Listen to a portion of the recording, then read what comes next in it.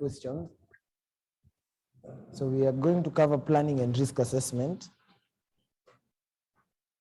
And we start off with one of the questions. So we can look at, we start off with May 2019. May 2019, question number 4C. So May 2019, question number 4C. So this will be on the basis of the planning, audit planning and risk assessment. So May 2019, question number 4C. So you're told, discuss 4 circumstances which might cause an auditor to change his risk assessment of a client company. Now, when we talked about the concept of risk assessment, we meant that, so the risk assessment basically is conducting an analysis of the factors that may affect either the audit or the business. And we said the risk model of an entity is categorized into either we have the audit risk and also the business risk. The business risk. Now, as part of this audit risk, we said that we have 3 types of audit risk, which you have, namely, we have the inherent risk, also control risk and detection risk. As part of the business risk, we have the financial risk. We also have the operational and compliance. And we said, what is the inherent risk? So this is the susceptibility of the individual account balances, or when aggregated to material misstatements, assuming there are no related controls. Control risk, on the other hand, this is the risk that the controls will not detect the errors or the material misstatements. And detection, the auditor's procedures, the ones that he chooses will not detect the material misstatements. So financial, this is on the basis of the financing function, things such as default risk or credit risk. Operational risk, this is on the revenue generating activities, risk on the revenue generating activities, such as the risk of loss of a major supplier as well. And then compliance risk, this is the risk that the entity is not doing what? Complying with the laws and the regulatory requirements. Now, you're being asked, what are some of the reasons why this assessment may change with time? So what do you think are some of the reasons why an auditor may change his risk assessment of the client? So the circumstances that may make an auditor change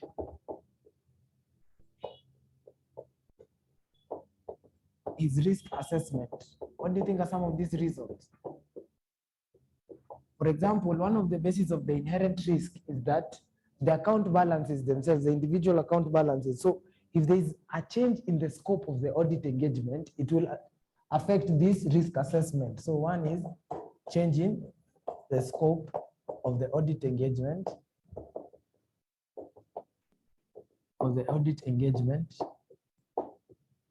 Because, for example, also another instance will be if you're looking at the compliance risk and there's a new law that has been instituted.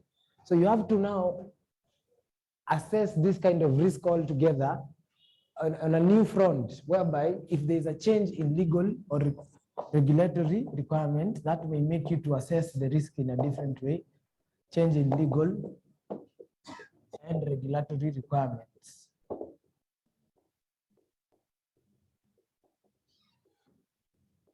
Then there are certain factors that we consider at both the inherent risk.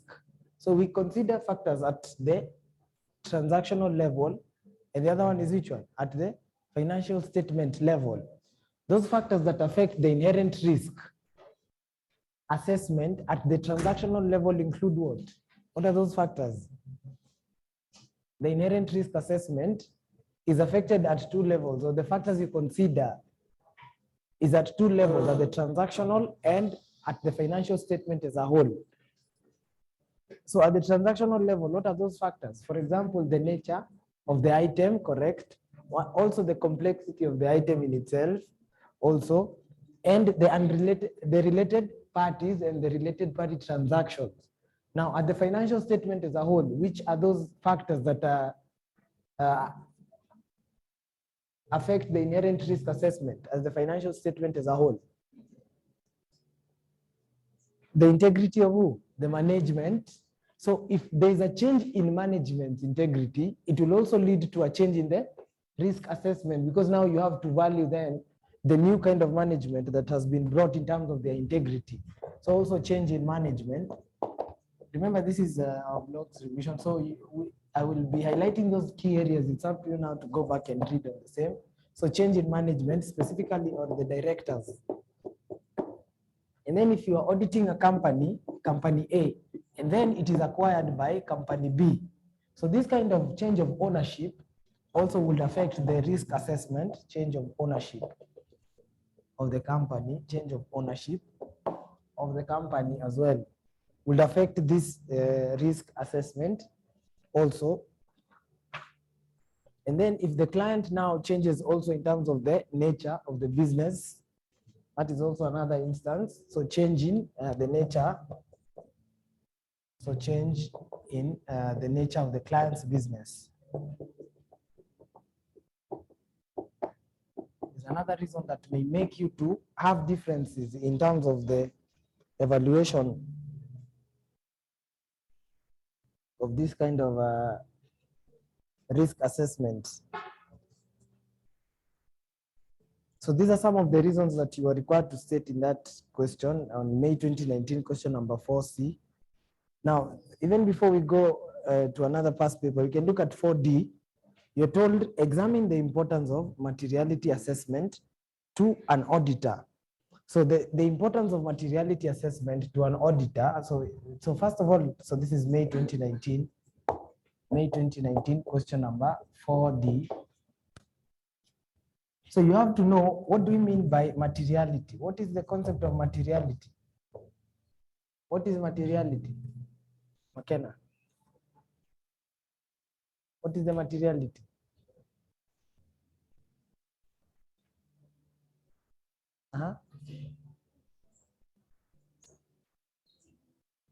It is the significance of an item to the auditor's judgment, or in other words, the auditor's decision. So materiality basically is that aspect that you're saying. So this is the significance of an item, significance of an item. So that is, i.e., a matter is material.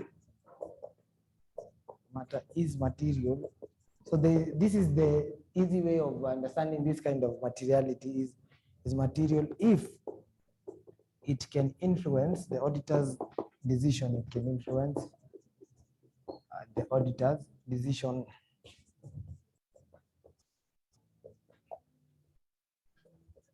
Decision or the auditor's judgment. The auditor's decision.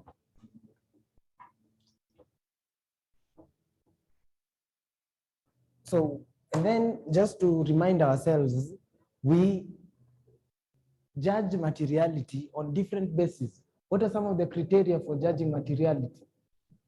For judging materiality. So this one is to prompt you to go back to read on those aspects, judging materiality. What are some of the criteria for judging materiality? The one that we express one as a percentage of another, which we call the value criteria. Value criteria. So the item is expressed as a percentage of the other, is expressed as a percentage of the other, as a percentage of the other, of another item. And there's a threshold that is made. So the value criteria. Now, and then there's another one that we also call the nature criteria. Nature criteria. So this is on the basis of the characteristic of the item. So this one is based on the characteristic of the item. For example, transactions regarding or transactions with directors are said to be material. Directors are material. With directors, transaction of the company with directors are said to be material. It's the nature of the item.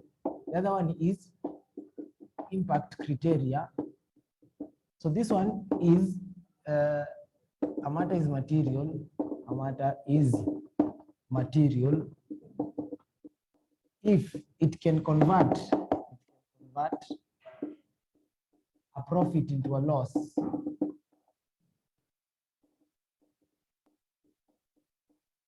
And vice versa, a loss into a profit.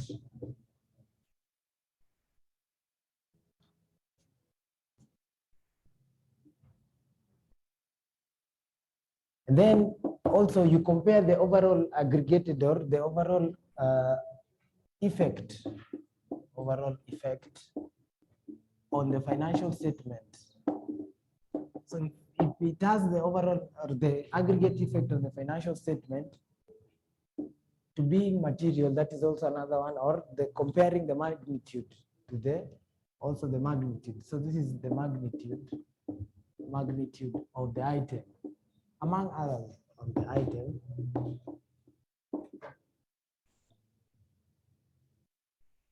In the financial statements.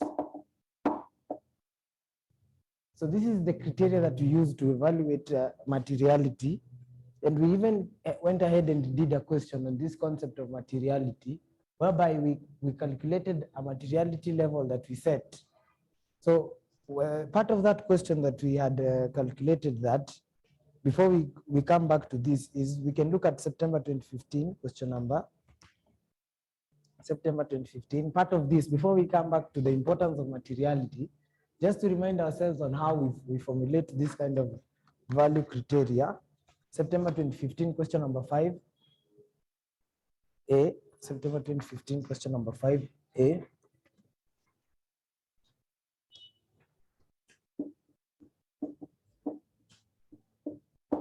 Question number 5A, just before we look at what is the importance of this kind of materiality. So you're told Fitness Limited is a client of your firm and runs both fitness and leisure centers all over your country. So you're the audit client or you're the audit senior on assignment, and the audit field work for the year ended 31st December 2015 has just been completed. So the following figures have been extracted from the draft financial statements. So you have the year ended 2014 and 2013, and then the revenue and the profit before tax, and the taxation, and then the profit after tax. So point number 1, you're told Fitness received fees from customers in November 2014. So we have the first date there. So you're told November 2014.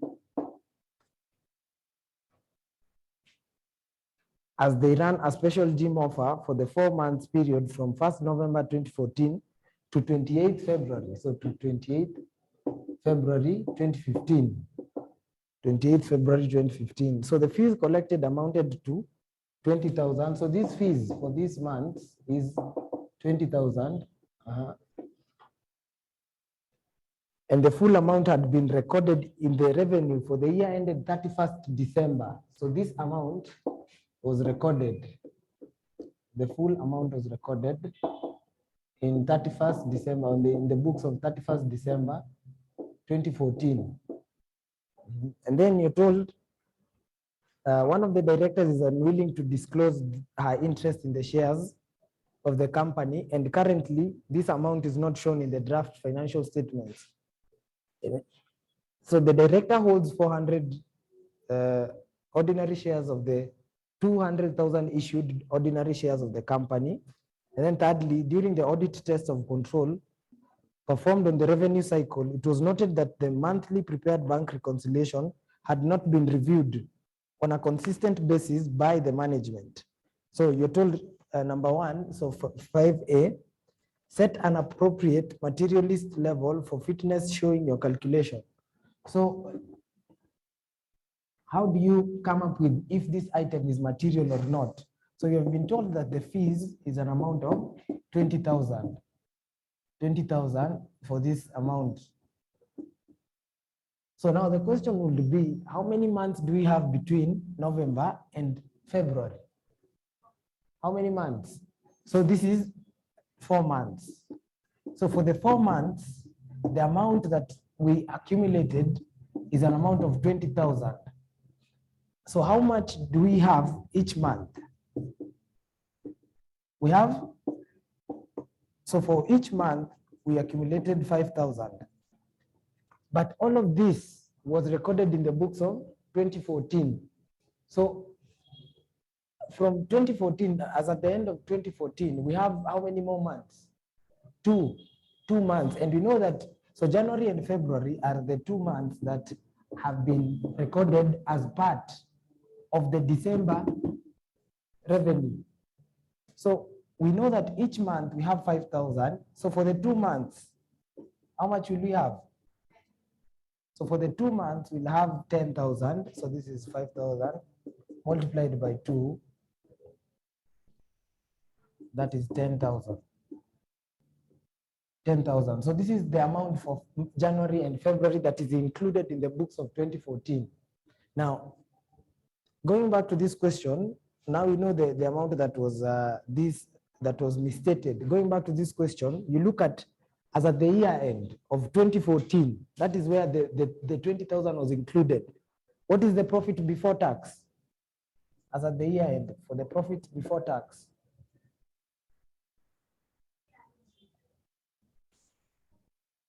Profit before tax is how much?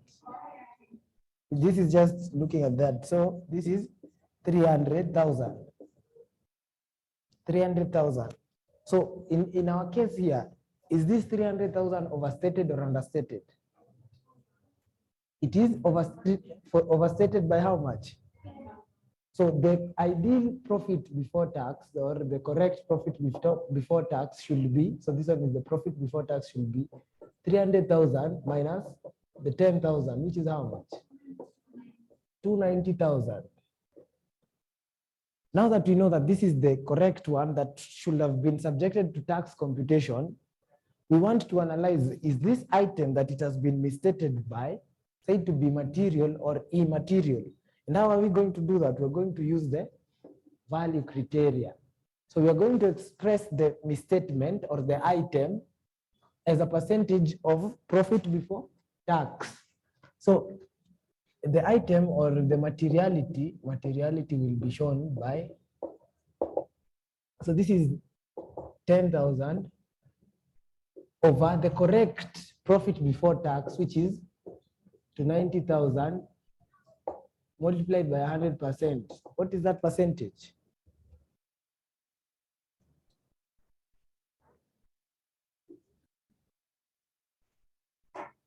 What is that percentage? Using your calculator, so this is how you set materiality levels.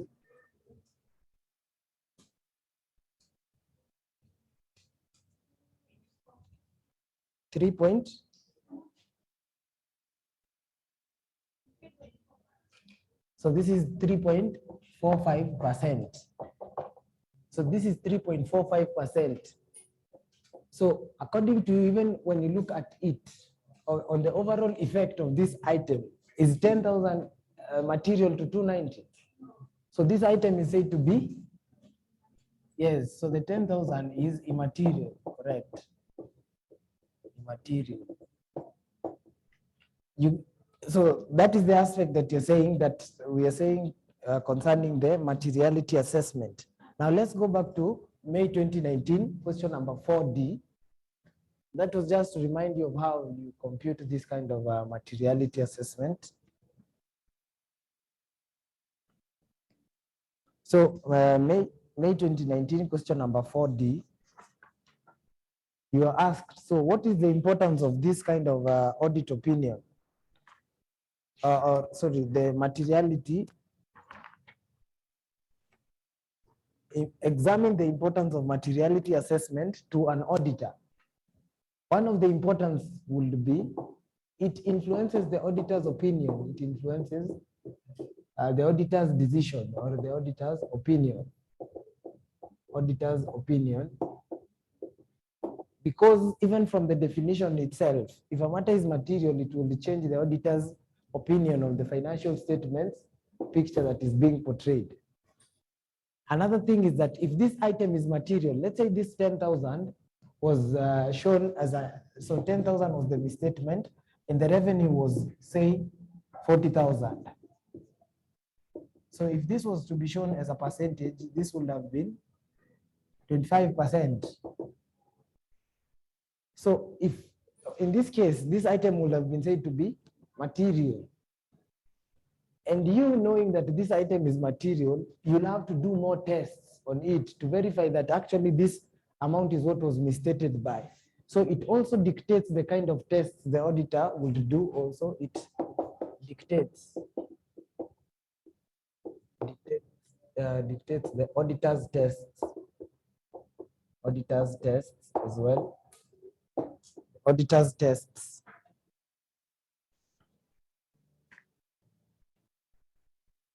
And also it has an inclination in terms of the type of audit evidence or the amount of audit evidence. So also it determines the amount of audit evidence to be gathered. Evidence to be gathered.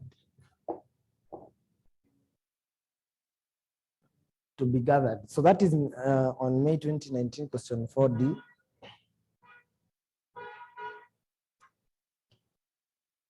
Now we go right ahead and also look at another question on this area as well. So we can look at November 2017, also November 2017, question number 5A, November 2017, question number 5A. So we go right ahead and look at November 2017, question number 5A.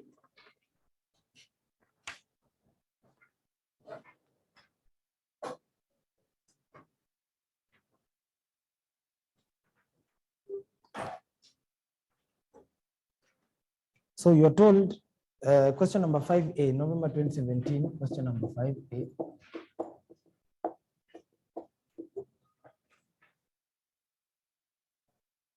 Highlight 6 reasons why an auditor might need to understand the entity and its environment before undertaking an audit assignment. So this is reasons why it is important to conduct a background knowledge of the client and also the environment as well.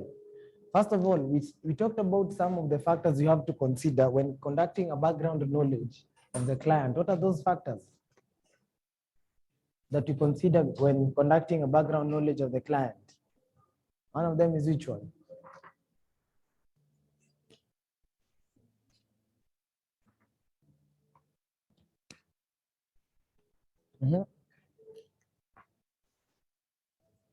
The industry factors, correct. One of them is this one.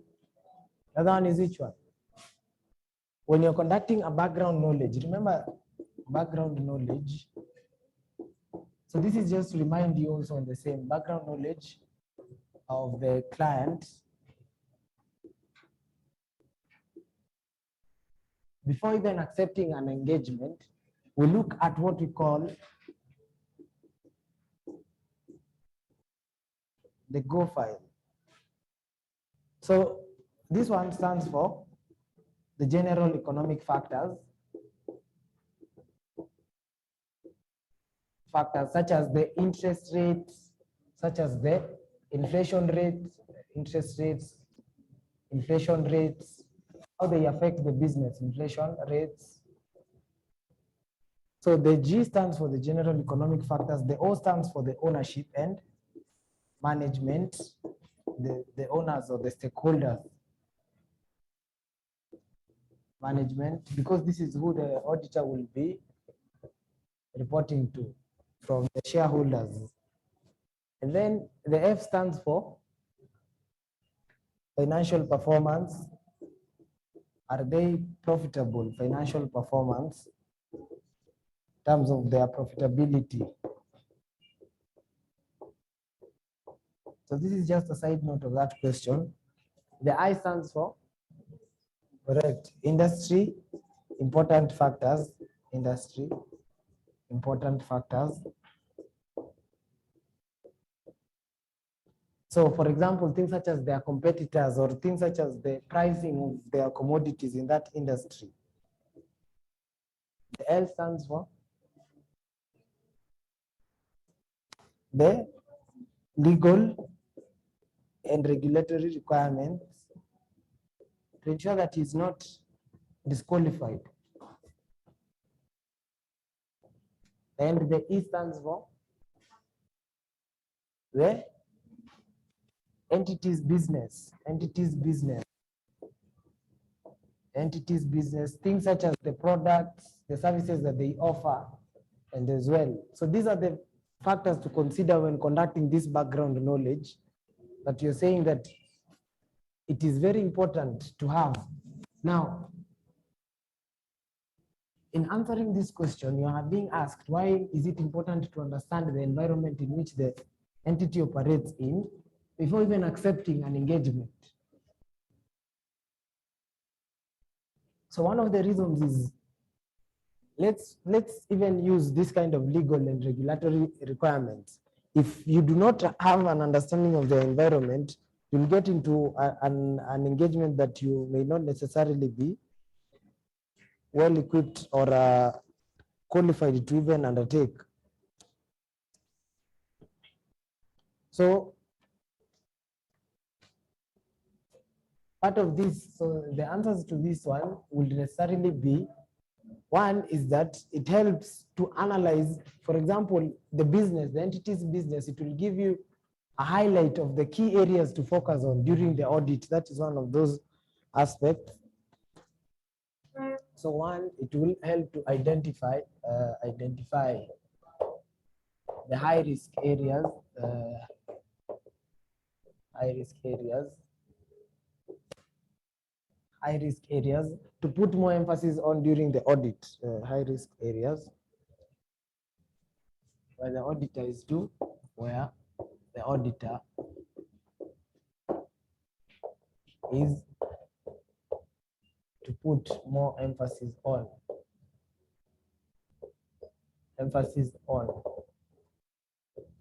And this approach in which we consider the high risk areas in auditing, which approach is this? Which audit strategy is this? The audit strategy that we consider the high risk areas or the risk areas of an entity. Which strategy is that?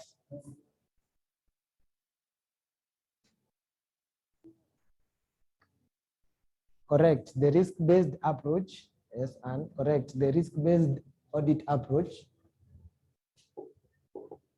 The risk-based audit approach.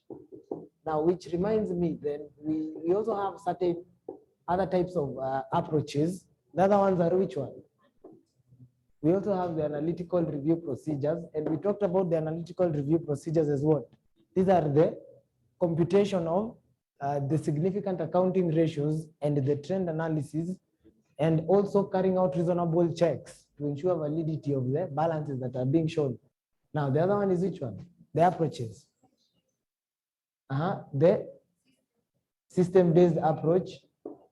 And what is this system-based approach?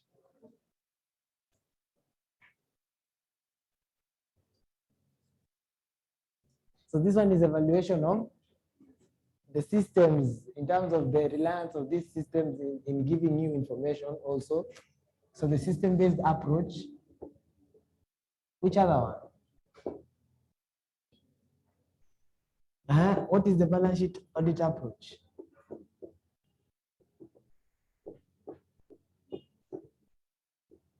What do you mean by balance sheet audit approach? So this means that you also need to go back and read this. The balance sheet audit approach is whereby you audit from the line items from the balance sheet, working your way backwards to the transactions that give rise to the balances in the balance sheet. That is the balance sheet audit approach also. Any other approach that we also discussed in that case? Also the concept of substantive testing or substantive audit approach, the substantive testing, whereby you're testing the details of the transactions to ensure their accuracy, validity, and completeness of these items. So these approaches, also go back and read on the same. Now, understanding the environment helps you to draw closer in terms of the risk areas. And then, for example, these industry important factors, one of them will be on the basis of the competition or the competitors. So if you're able to know that you have two entities, so you are to audit client A and their competitor is client B. So you know that this one on a regular, probably they make 10 million annually. This other one made 6 million annually. So in conducting analytical review procedures, you're going to compare certain aspects of this revenue. So for this year, if they show something like 8 million, then you know that this is a reasonable kind of revenue that they have made for the financial year. So it provides an analysis of whether you can use analytical procedures in auditing client A in this case. Also, that is another reason why conducting this a study on the environment will help. So in other words, it helps or assesses the potential use of the analytical procedures. Analytical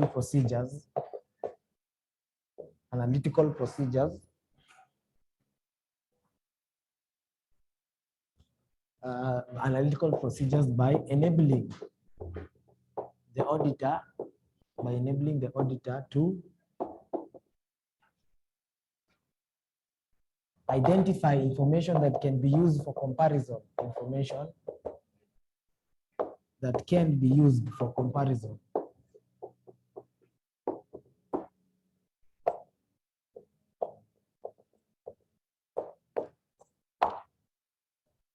Another importance of conducting this kind of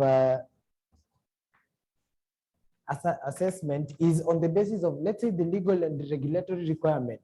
If you are disqualified from undertaking such an engagement, what do you do? Do you accept or decline?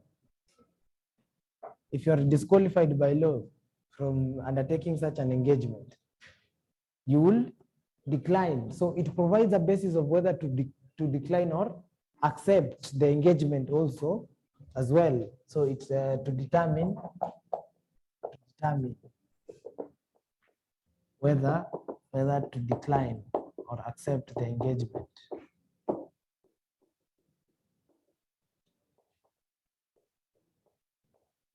To decline or accept the engagement in that case.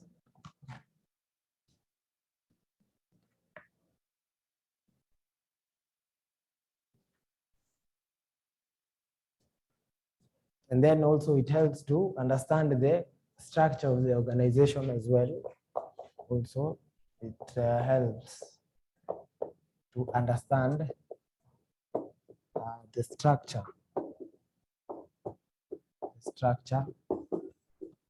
of the organization, and this now of the organization which will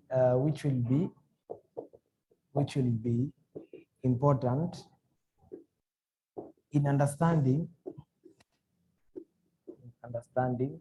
the reporting relationships or the reporting relationships. Who do you report to, so that the auditor can question them? That is the planning and risk assessment. And then it also helps in assessing the inherent and the control risk, assessing inherent risks associated with auditing the company, with taking up the engagement.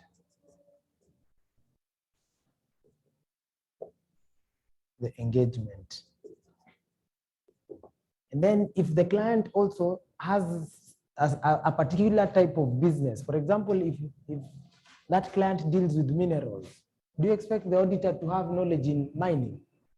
Not necessarily. So also it dictates that on the basis of whether to use an expert or not also. So understanding the environment dictates or to determine whether there will be need to rely, whether there will be need to rely on the work of an expert. The work of an expert in that case.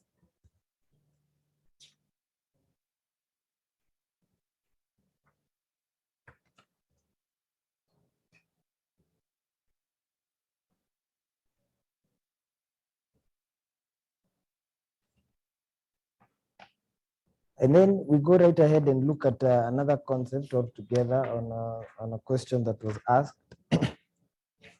on the terms of an audit engagement. So in the same question paper, actually, it's, we can look at if there's another question on that area.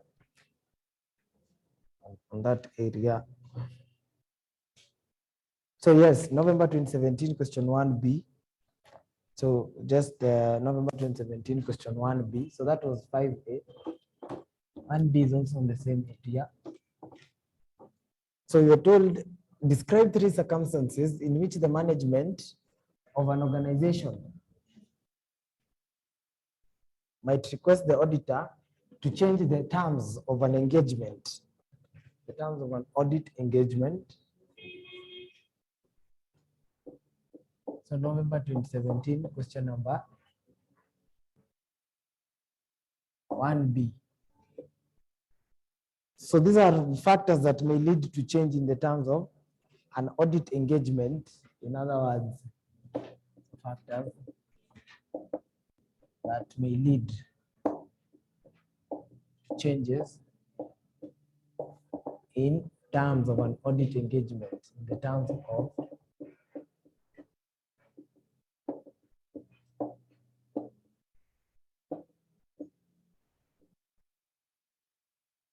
now this brings the concept of the engagement letter. So what is the engagement letter in other words?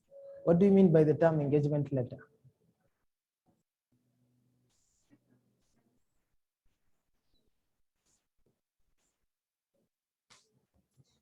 So this is a letter written by who? The auditor, as a formal acceptance of the engagement. So they have accepted the engagement. And what are some of the purposes of an engagement letter? One of them is that it acts as a formal acceptance of the offer. Secondly, what else? It acts as correct. It establishes a contractual relationship between who? The auditor and the client. What else? Yes, also it clearly states the terms of the engagement, as well as also it states or it confirms what the auditor and the client spoke about orally. So it's a form of confirmation of the verbal discussions made by the client and the auditor as well. So what are some of the reasons why those terms may be changed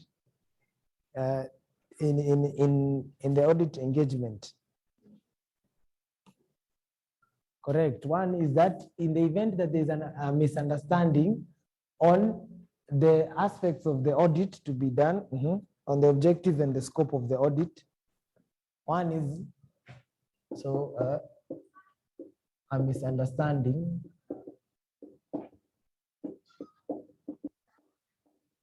on the objective and scope of the audit. That is one of the instances of the audit. The other one is which one?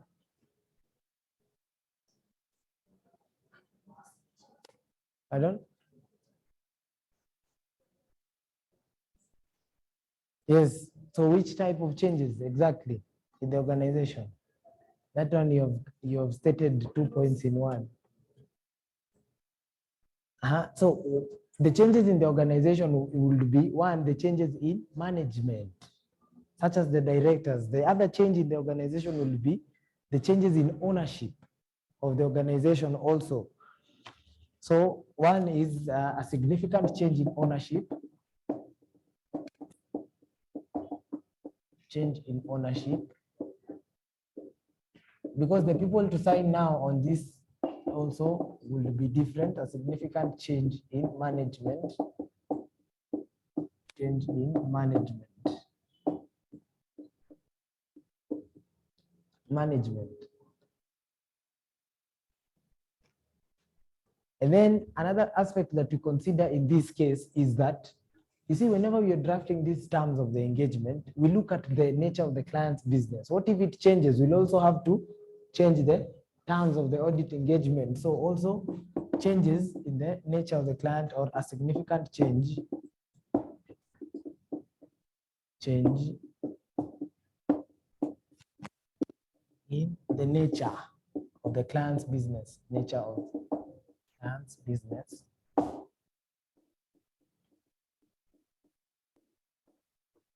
The other one is in the event that changes in audit fees. A revision of audit. Why would we revise audit fees? What are some of the reasons why audit fees will be changed?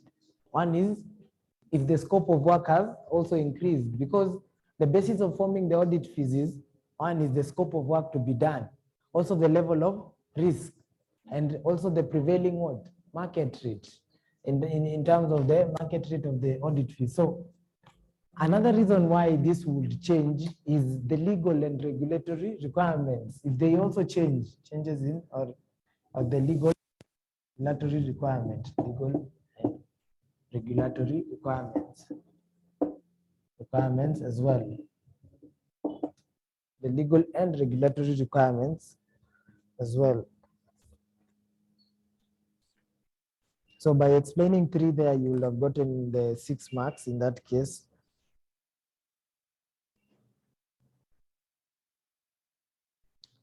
Now that we have mentioned the terms of an audit engagement, we'll also need to know what are some of these factors that we consider before accepting an engagement. What do you think are some of those factors that we consider before accepting an engagement?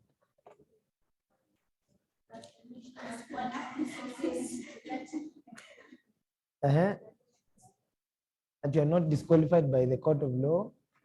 The other one, also there enough resources to undertake the audit. Also the availability of staff. And there's another one that we called you establish that preconditions of an audit have been finalized. And what are these preconditions of an audit that you're saying? So we look at a question in which that was also asked.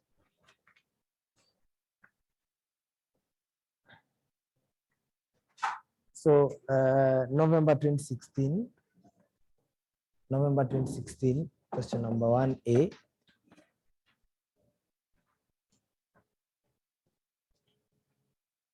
So we usually have, so this is what you're saying, the factors to consider before accepting an engagement and the factors to consider after accepting an engagement.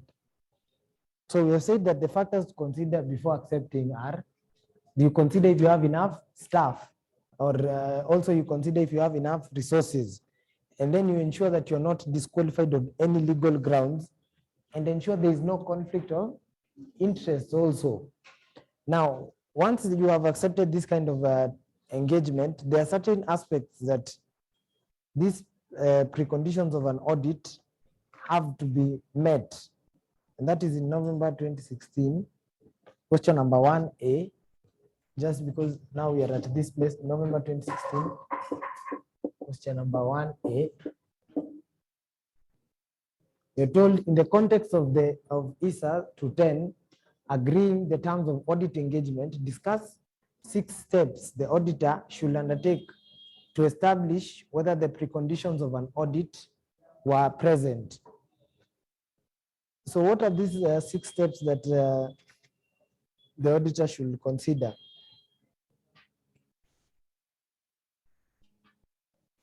I told you for this one, it's generally easy to remember them. So the first one is that on the basis of the financial reporting framework, that the financial reporting framework that has been used is actually acceptable. Now, everything after that is just obtaining an acknowledgement from who? The management. And we're going to list them in those ways as these procedures that have been asked in this case. So November 2016, so this is procedures to ensure preconditions, procedures to ensure preconditions were met.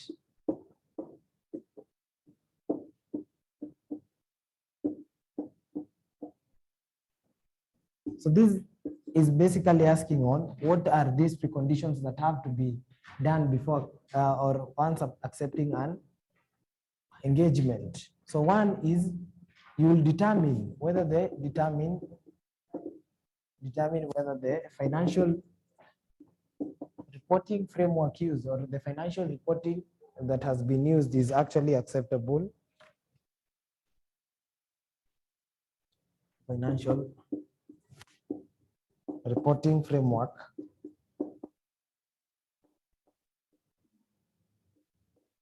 is acceptable.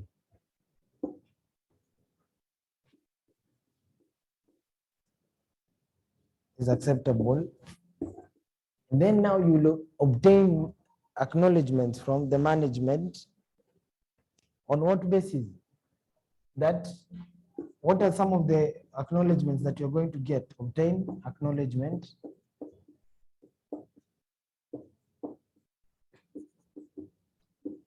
from the management that it understands its responsibility in doing what? Preparation of financial statements. That is one of them. That it understands its responsibility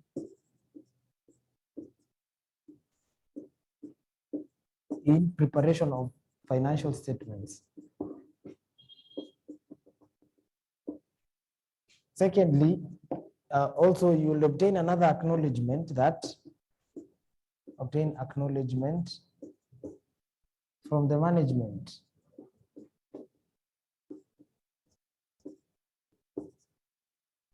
on what grounds?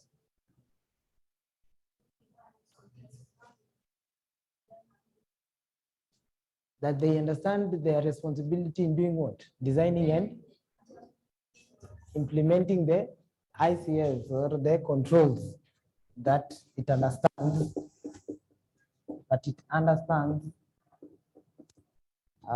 its responsibility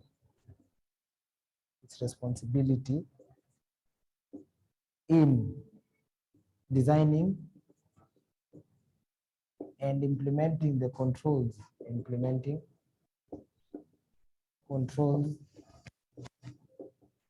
in the organization.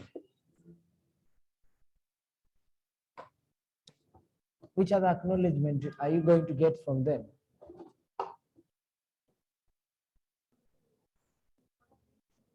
Correct, that they will give you access to all information for the purposes of the audit. So obtain an acknowledgement or an agreement, you can say an agreement from the management that they will provide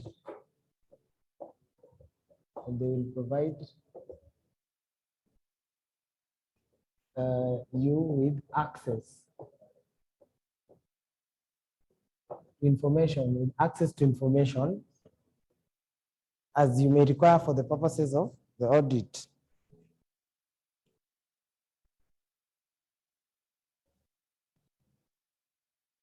Access to information that may be relevant also for you, that may be relevant, you can say for the purposes of the audit, or that may be relevant in the preparation or in their preparation of the financial statements, what they included in the preparation of the financial statements as well.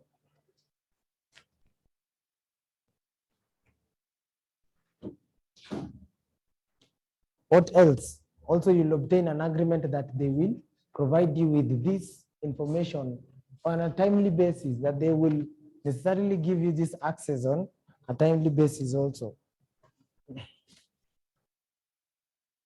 And then also obtain an agreement that they will provide, that management will provide the accounts on this timely basis, because remember there's a reporting deadline to it at the end of it all also.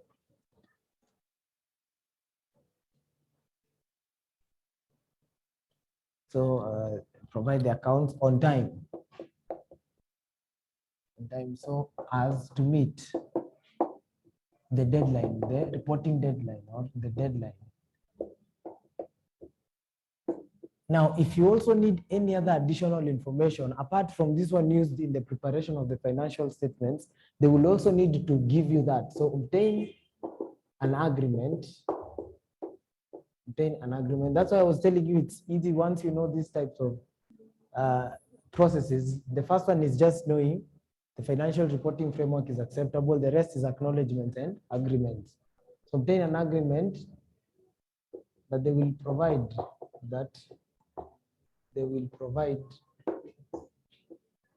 any other additional information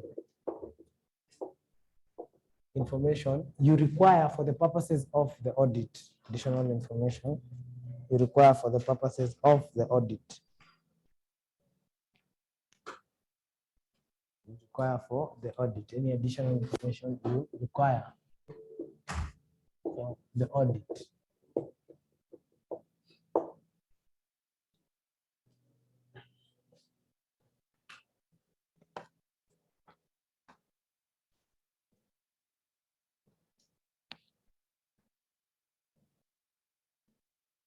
So I want you to also try, with that regards also, we look at May 2016, the same place on audit planning and risk assessment. May 2016 question number, you can say May 2016 question number 3C. 3C. When you're coming up with this program, audit programs, there is an importance of it on the May 2016 question number 3C.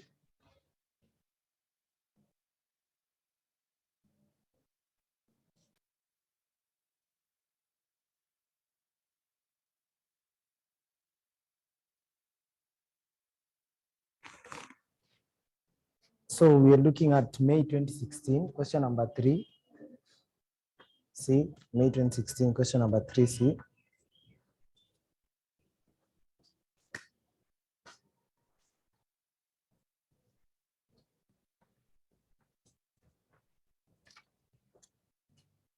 So you're told,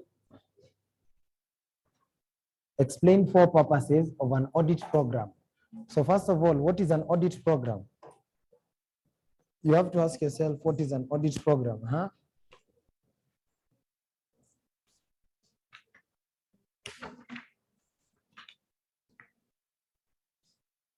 An audit program is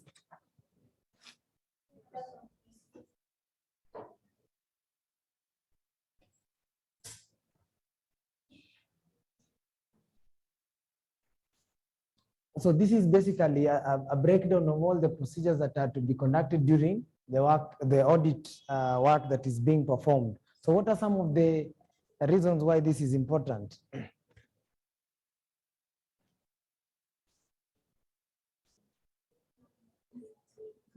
Yes, that it helps in the efficiency of this audit work being done, that there's a systematic way that we check out these aspects. Because if you remember the contents of an audit program, we said that it's like a checklist of which we also have the auditors signing on it and the date for which it has been done.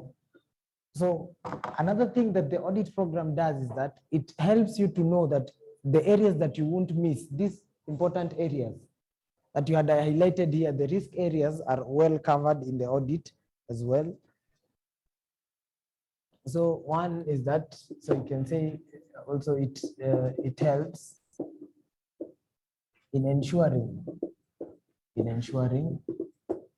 important areas of an audit areas have been covered or have been considered. Important areas of the audit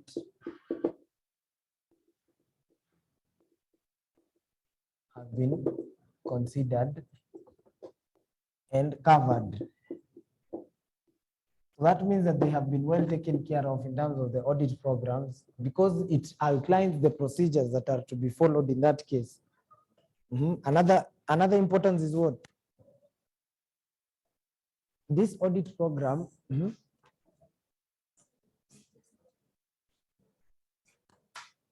yes, and in setting these procedures, we get to allocate work.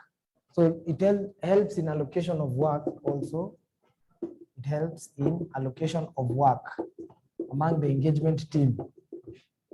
Allocation of work to be done. Another purpose of the audit program is also said, so this is on the purposes of the audit program. Purpose of audit program.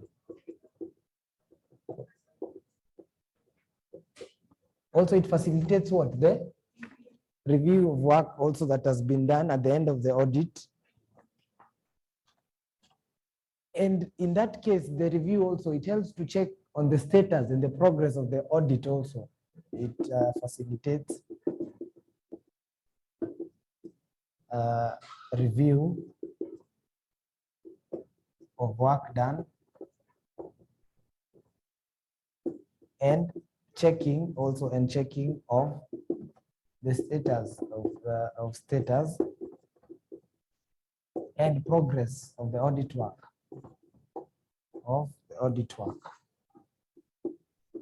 This is the audit program that you're saying, the importance of these audit programs as well.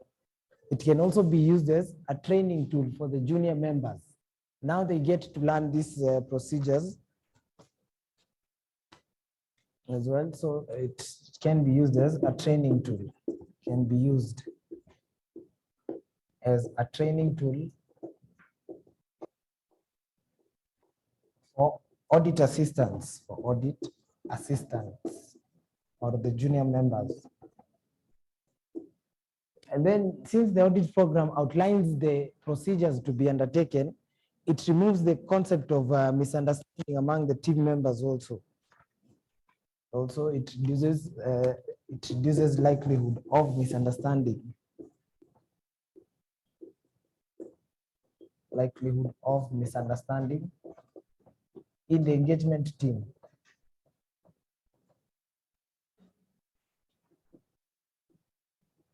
In the engagement team.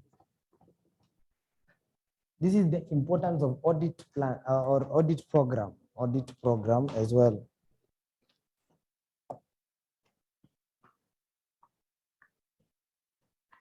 And then it also enables the auditor to keep a review or a documentation of these procedures that have been conducted for future reference as well. Also, it enables the auditor to keep a record of the useful information. So also enables the auditor to keep a record of the useful information for future reference. This is on the planning and the risk assessment for future reference. So these are some of the areas that you would expect also to be asked in this concept of risk assessment as well. Now, so this is on the importance of an audit program also.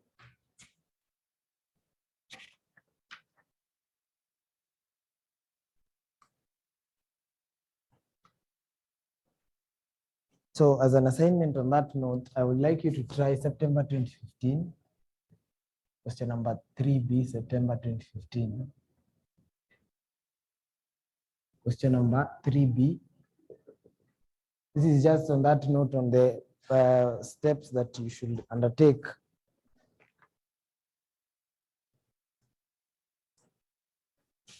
Also, and you can even look at May 2016, question number 5B. May 2016, question number 5B. May 2016, question number 5B. And also September 2015, question number 3B. Question number 3B. September 2015, question number 3B.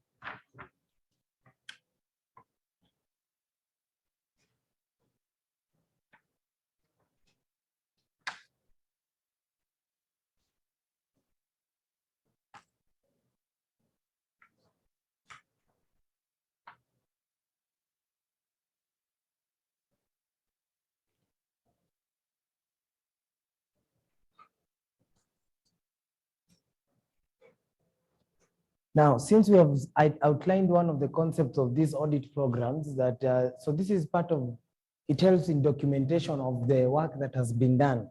And what do you mean by audit documentation in this case? So this is recording all the procedures and all the work performed in the audit.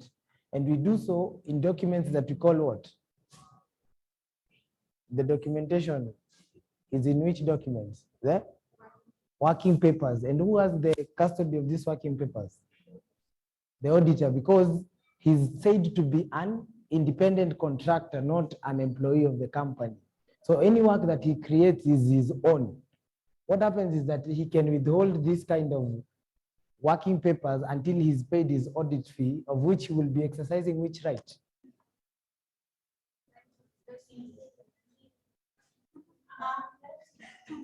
Where he withholds these working papers until he is paid his audit fees. He will be exercising his right of lien over the working papers.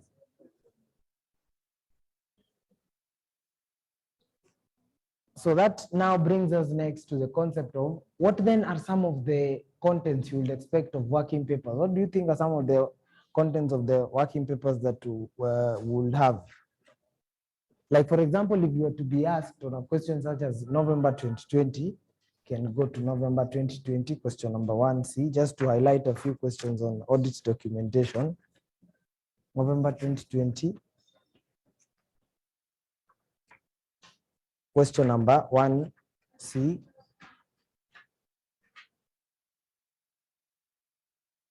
So that is on, so this is on planning and risk assessment, just to highlight the concepts that go hand in hand with audit planning and risk assessment is audit documentation. And in November 2020, you are being asked on a specific question on these working papers. So you are told international standards on auditing, ISA 230 audit documentation provides guidance to auditors in respect of audit working papers. Summarize 6 factors which could affect the form and content of audit working papers. So what are some of the contents that will affect the working papers of an audit? The nature of the engagement, correct. And in that case, the nature of the engagement, we said if we have a first-time audit, will we have more documentation or less? First-time audit or a recurring audit, which one will have more documentation?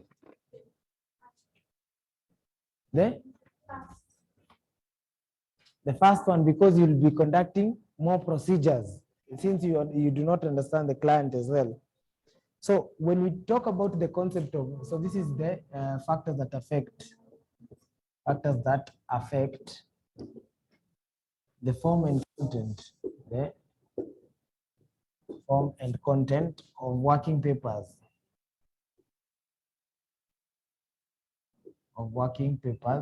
So this is just to highlight the concept of documentation also a bit. One, we have said the nature of the engagement. And how will you explain this? So the nature of the engagement, let's say you have a first-time audit and you also have a recurring one. a recurring one. So a first-time audit would have more procedures because you are exploring different aspects of the client. A recurring one, you know what to do, so the documentation will be less. So the first-time audit is said to have more documentation as compared to a recurring audit. That is on the nature of the engagement. What else? The nature?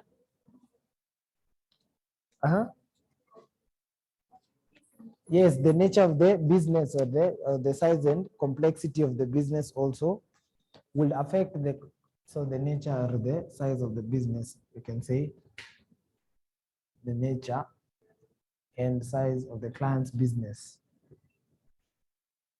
The client's business. If it has many branches or many subsidiaries, then more procedures will have to be done in terms of the scope of assignment that you have been given. And on the same note, also, what of the ICS, will it have an impact on the documentation? So also the nature of the clients, accounting, and internal systems of control and internal systems of control. Systems of control. So how will this influence the kind of documentation? If we have weak ICS, will we have more documentation or less? More, because we have to conduct more procedures. That is the reasoning behind this. If we have a strong ICS, then we conduct less procedures, hence less documentation or less working papers that are formed. And what about the risk? Also, the level of risk will ideally affect the content and the extent of the working papers. So also the level of risk or the level of risks, the level of risks, of risk. So the higher the risk, then the more the procedures to be conducted. So hence more of the working papers. In other words, that is what you're saying. So higher risks lead to more procedures. Hence more working papers, more working papers. More working papers. What is another factor that you'll have highlighted in this case?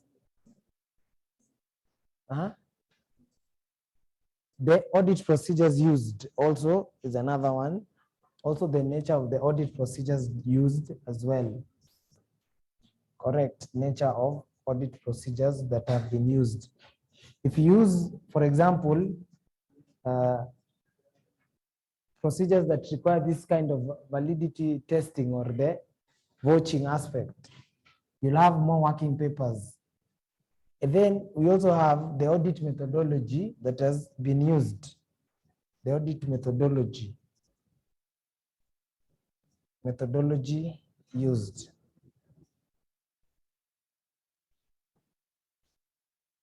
For example, which methodology will you necessarily see a lot of working papers?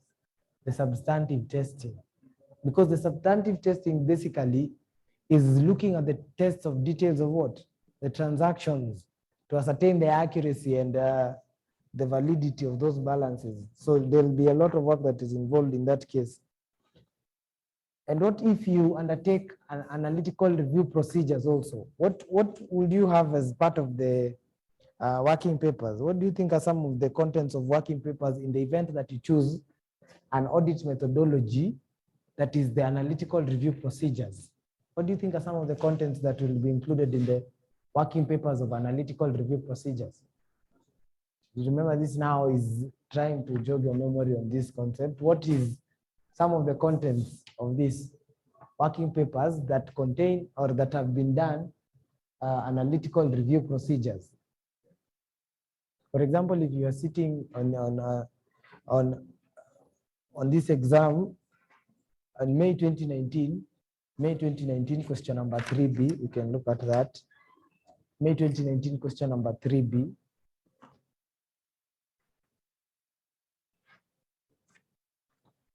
May 2019 question number 3B.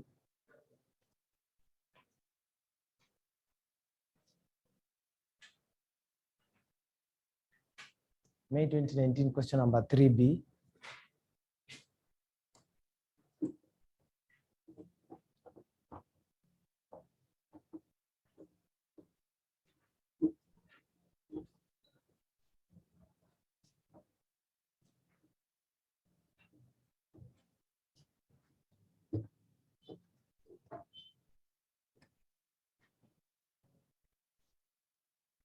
So question number 3B, you're told examine 4 contents of working papers in circumstances where the auditor has used analytical procedures as substantive tests in carrying out his audit engagement.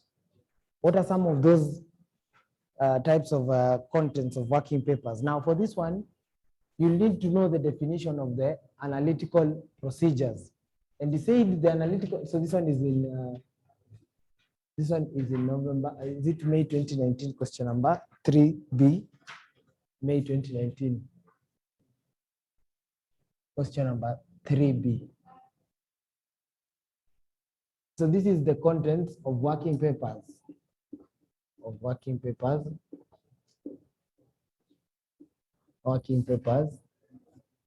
So this is on audit documentation. This is just to highlight what can be tested in also the audit documentation.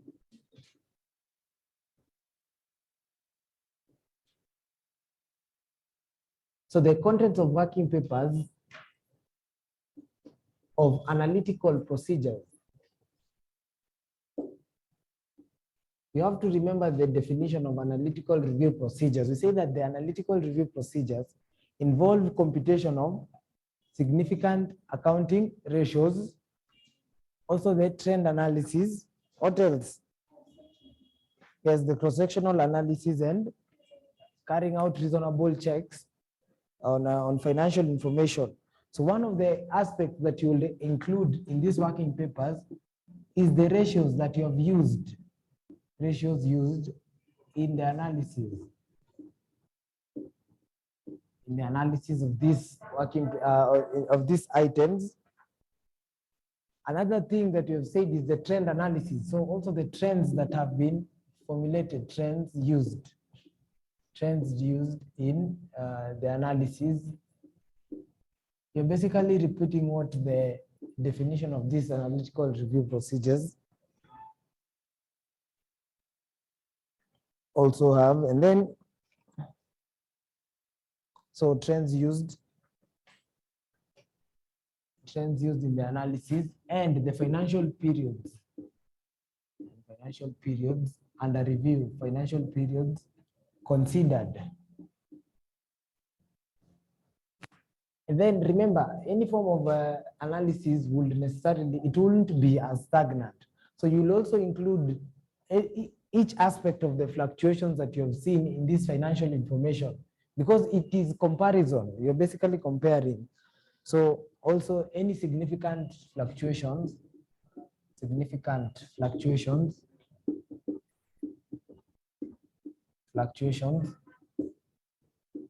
in items under review,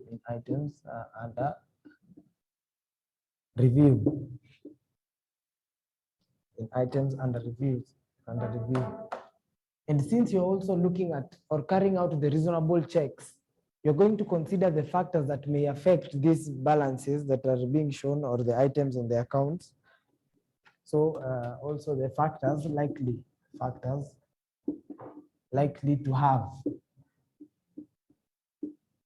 an effect,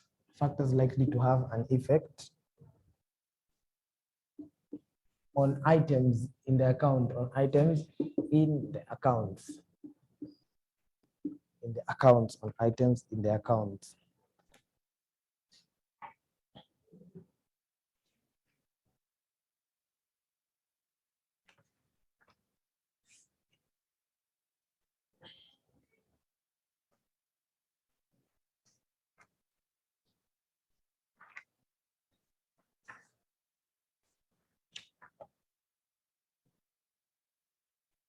Now, we also look at another aspect that is also asked a lot on the ICS or the ICS. So this one is a very huge topic that we call the internal control systems. And when we talk about the internal control systems, we talk about the different characteristics of an effective internal control system. What are these types of characteristics of an effective internal control system? One of them is which one? We have elements of controls, internal controls, and characteristics of these effective internal control systems. The elements, we have what? Control environment, and the control environment is which one?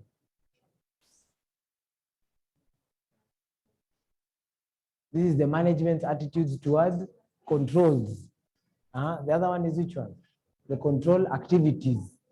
Things such as authorization and approval procedures. Things such as segregation of duties. Which other one? Risk management. Risk management, or the aspect of identifying factors that may affect the entity and how to mitigate them. Also monitoring also of these controls is an effective or is an element of these internal control systems. Now, we look at the control activities as one of them being, what are these control activities? Or the control activities, we have segregation of duties. We also have authorization and approval. We also look at acknowledgement of performance, where you sign off on work that you have done. We also look at the control over documents, things such as the control over documents as well, and the physical access controls as well. And now a question was asked on another sitting on this area that I want us to look at very fast.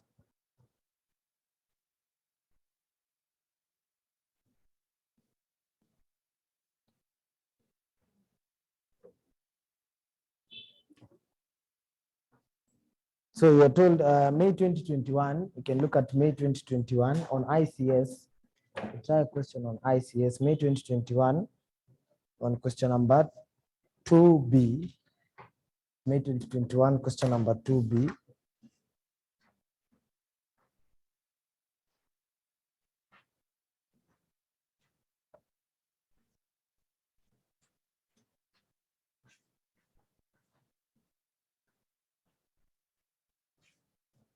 May 2021, question number 2B. Make sure that you also look at the different kinds of controls over both the purchases, also the sales as well. So in May 2021, question number 2B, it is asking on evaluate 4 methods of ascertaining a client's accounting and control system. So the client's accounting and control system is basically the ICS and the accounting system. And we said, what is the accounting system? Accounting system is how the organization does what? Identifies transaction and processes these transactions also to ensure that valid or correct data is used in the financial reporting. So this now will need you to know what are the auditor's procedures with regards to ICS. So the auditor's procedures with regards to ICS are 3. So before we answer this one, we just remind ourselves on what are the auditor's procedures with regards to ICS. Because this is very important. So the one thing that the auditor does is that he understands the systems, that is ascertaining the systems. One is ascertaining the systems,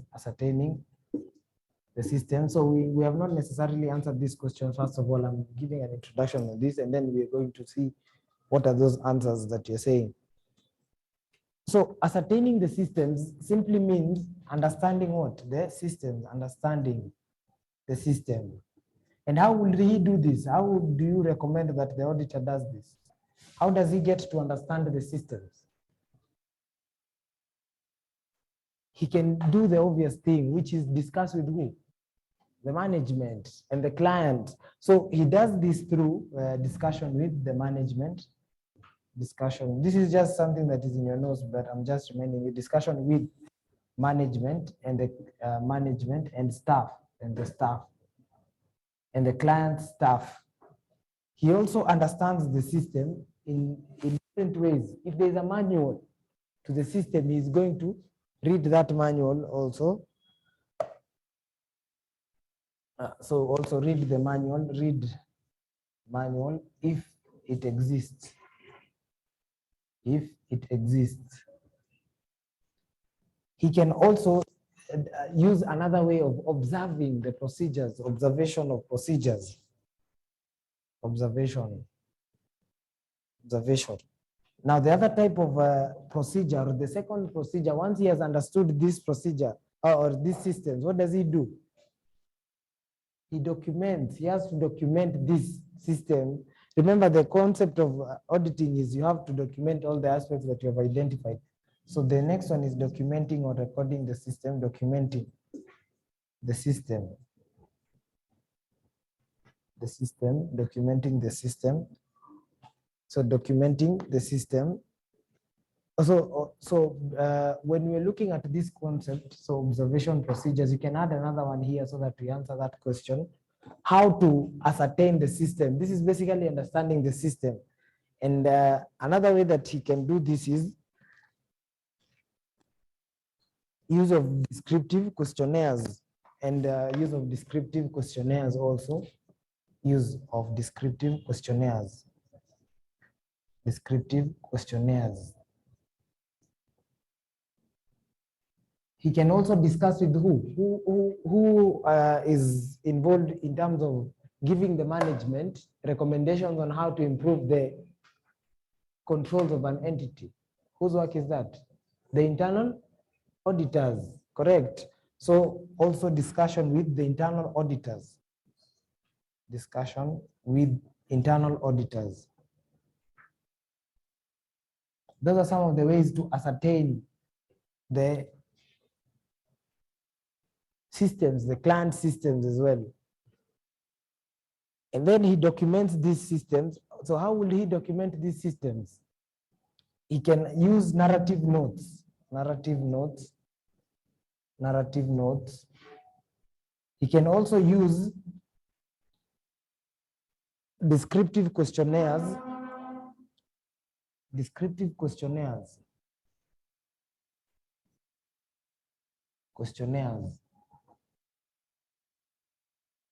And he can even come up with structures or charts, which you call the flow charts, to show how he has understood the ICS flow charts.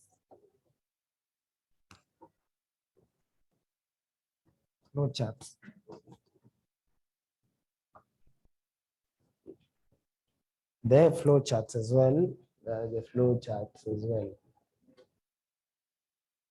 And then lastly is that after documenting the systems, he carries out an evaluation of the systems to know if he can rely on them. Evaluating the systems, in other words. Evaluating the systems.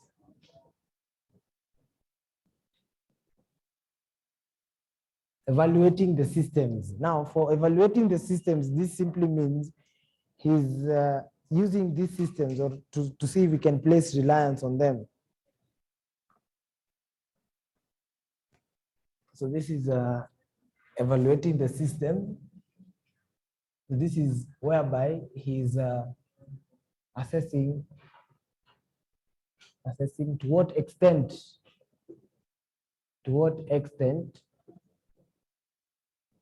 he can place reliance on the system. He can place reliance on the system. When you say place reliance, we're saying this will form the basis of the auditor's judgment in terms of whether the financial statements portray a true and fair view. So how does he evaluate this system? He uses third-party confirmation. So using this third-party confirmation, he would say that if the balances, they have agreed to this third party, the third parties have confirmed, then the system is correct. So he can place more reliance on them. So one is use of third-party confirmation. Third-party confirmation. In other words, this is what we call, when you use third-party confirmation, what is third-party confirmation known as? Circularization, or the confirmations whereby we said we have two forms of confirmations. What are the two forms of confirmation? The positive and negative. What is the difference between these two? So whether they disagree, they have to reply.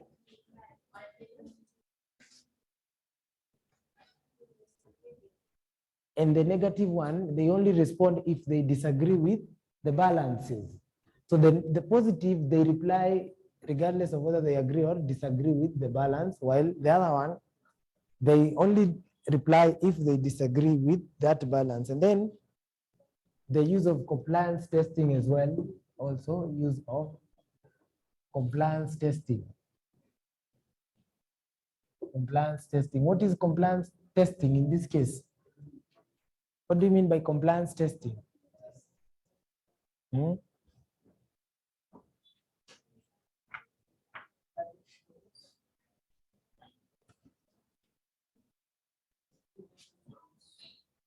Whether you can place reliance on the controls in terms of the compliance testing, and this is what you're saying as the test of controls. In other books, you'll find that it is called the test of controls. And then if you find that the controls are weak, what do you do in that case?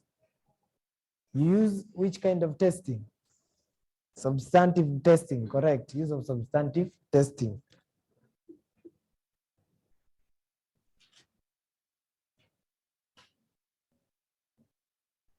So these are the answers to that question on May 2021, question number 2B, that aspect of ICS.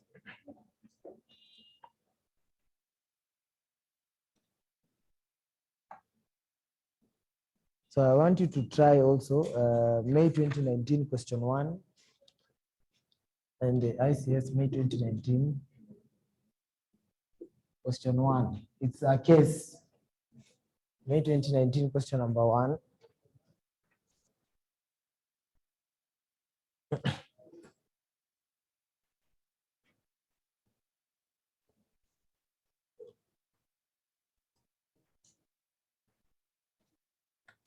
So we have said that you have to review these internal control systems to know if you can place reliance on them. But why is it important to review them before even undertaking verification of different transactions? Why do you think it is important to review this ICS? In other words, what is the essence of reviewing the ICS before even undertaking a verification of transactions?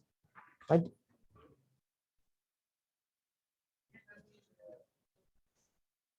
To determine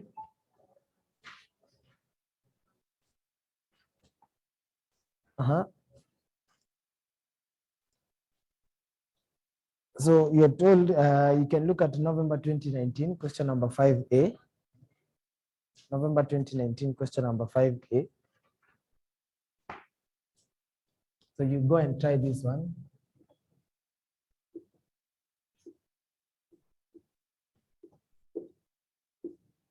5A.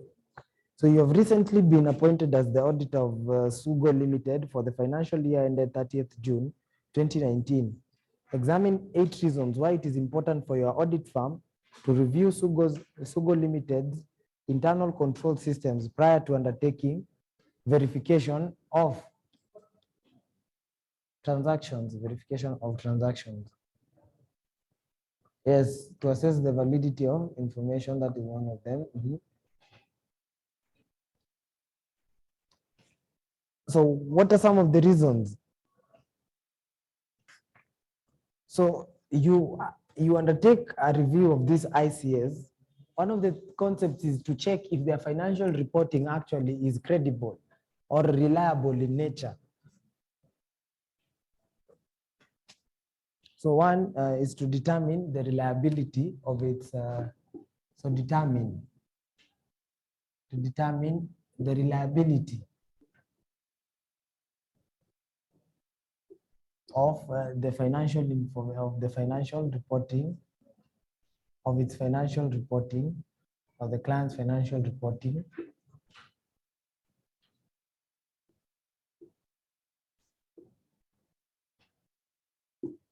of the client's financial reporting, and then also it will give an assessment of the effectiveness and efficiency of operations also.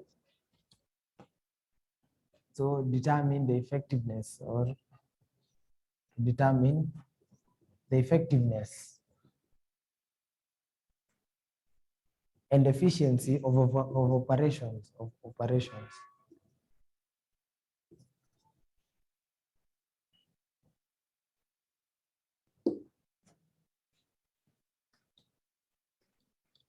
And also, and to determine whether they are complying with the laws and regulations as well. Also to determine compliance with the laws and regulations. To determine compliance with laws and regulations.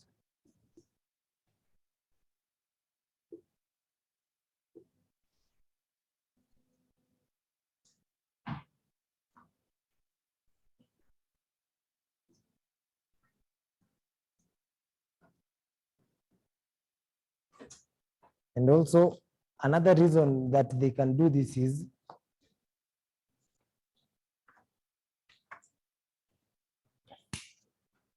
to examine the complexity of this system as well, also to examine the complexity of the system. Is need for any form of more risk or substantive tests also to examine amount of substantive tests to be conducted. The amount of substantive tests and many other substantive tests.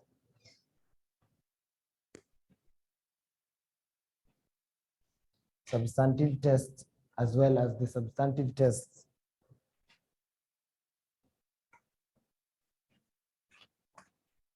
And then also it will judge according to the extent you will place reliance on the work of the internal auditor. Also the extent to place reliance on work of internal auditors.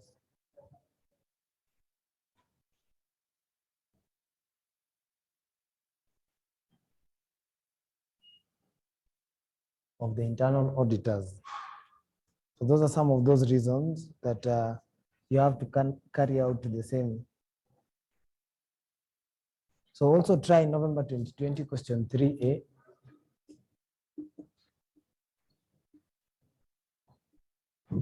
Question 3A. November 2020 question number 3A.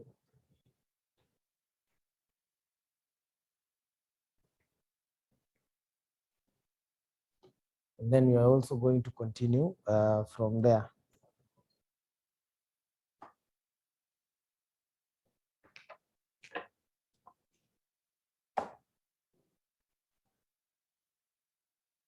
So that is on part of the revision that you are to also cover. On planning and risk assessment, things to do with the documentation and part of ICS.